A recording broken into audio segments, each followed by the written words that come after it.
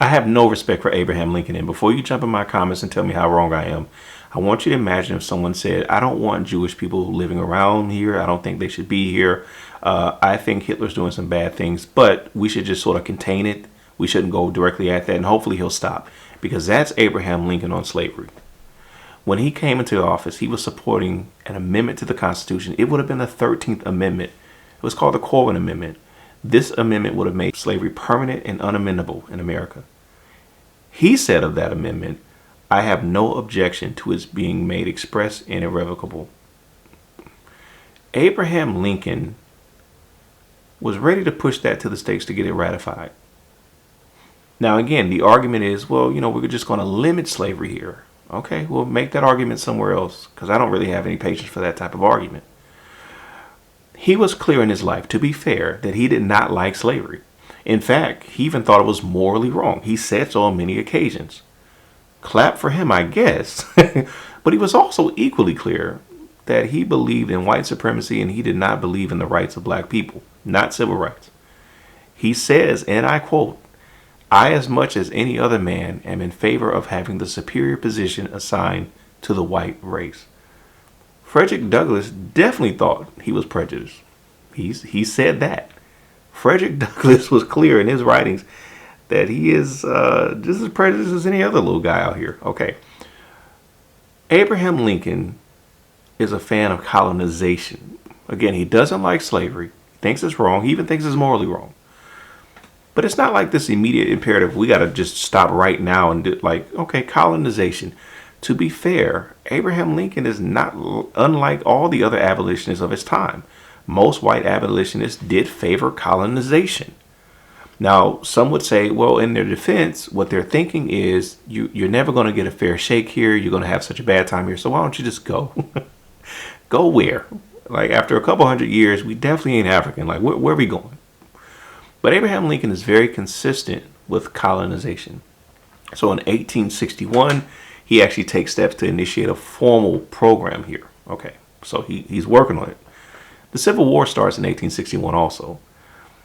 Now, in 1862, Congress actually passes legislation to provide funding for this whole scheme that he's coming up with. The White House is backing this, like they're pushing this. Also in 1862, Lincoln meets with free black folks at the White House to say, look, I want you to hear my great plans to send you elsewhere. The Civil War is very much in swing. Like, the Civil War is happening right now, and he is working hard on his plan for colonization. Okay. 1863, we think about the Emancipation Proclamation. The preliminary draft, though, does mention colonization. He's still working on it. Okay. 1 hour before he signs the Emancipation Proclamation, he cuts a deal to send 5,000 contraband to Haiti. In the middle of the Civil War, as we're pushing the Emancipation Proclamation, he's still working on his plan, y'all. He doing the thing. So 1863, again, he's still negotiating with foreign powers to say, look, if y'all got land in Central America, the Caribbean, why don't we talk about this? He's trying to work his plan. He's not focused on creating equality and justice here. He has no focus on, certainly not reparations, right? So in 1862, for example, to his credit, he does get emancipation in the District of Columbia. But the reparations go to the slave holders, not the enslaved. Okay, that's not, Also in 1862, he banned slavery in federal territories, to his credit. Again, he's thinking of the same scheme. As he goes, he wants people to sort of adopt this, and we'll pay off the slave holders, not reparations for the enslaved. Okay. So we get to the Emancipation Proclamation because that's what we really know Lincoln for. And the thinking here is the great emancipator. He's a wonderful guy. But in reality, this is not like this huge moral imperative because this is wrong and we got to take this army to fight. That's not what was happening. The Emancipation Proclamation is a war tactic.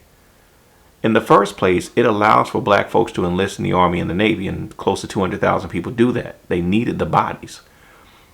But more than anything, this is about weakening your enemy. Let's deprive the South of labor. Let's deprive them of a reliable source to oppress. Like, this is war. International stage. England was a big customer of Southern cotton, and there was a concern that England might side with the South. Well, Lincoln is thinking, okay, we need to reframe this. Let's make sure England, who's already abolished slavery, doesn't come in on the side of the South. So let's sort of reframe this in an international sense. Like, you don't want to get with those guys. They're the evil enslavers, right?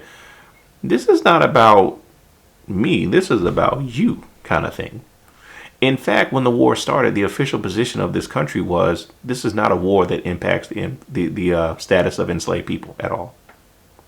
Both sides agreed this is about white men fighting each other. We're not going to arm them. Lincoln only goes rogue when things start getting rough, right? Now, the first person to kind of push this is General Benjamin Butler down in New Orleans. He figures out, why are we returning runaway slaves? Because that's what the Union Army was doing. You can't have a war and say it was about destroying slavery when you're returning runaway slaves. But that's what we were doing. Benjamin Butler figures out, I'm only helping the enemy, so yeah, let's not do that anymore. That eventually makes his way up the ranks. So it's Benjamin Butler who kind of on the ground starts figuring out how to do this thing. Now, many people are going to say, listen, man, you got to understand, Abraham Lincoln, he's got all these constraints, constitutional. Nobody's saying that about Nazi Germany. Nobody's saying that. It's just, this is wrong and it's urgent and we should do whatever it takes. But for some reason with my folks, we got time to sit around and, while young girls are quite literally being raped with impunity, let's just sit around and think about it. While folk are being brutalized in ways that we can't even imagine because we have some primary sources, but there's a lot we don't have that talk about the great horror. Let's just think about it. I understand if this is not your experience, that you can just sort of intellectually applaud this man for, I guess, courage and say he's a man of his time. Let's take that argument. You know who else exists? I mentioned Cassius Clay, who's ready to quit because, like, you playing games. You know who else exists in that time? John Brown, who picked up arms. And you might say, well, John Brown is an extremist. But let me challenge that. Because the founding fathers picked up arms because they were mad allegedly over taxes. And if you can applaud them for picking up arms to fight taxes, is John Brown extreme to say I don't want little girls raped anymore? Is John Brown extreme to say people should not be brutalized and worked to the ground until they die? Is John Brown extreme when 4 million people at the time the Civil War broke out are living in that condition? Is he the extremist? Abraham Lincoln, he's a politician. He was a great politician. I mean, a masterful politician. But if you're asking me, a descendant of slaves who came from the cotton fields in this country, to look at him and honor him, to have any type of appreciation for that, you're asking me to clap for him only because this country is so anti-black that he actually stands out as a good guy. We've lowered the bar so far that we can applaud him.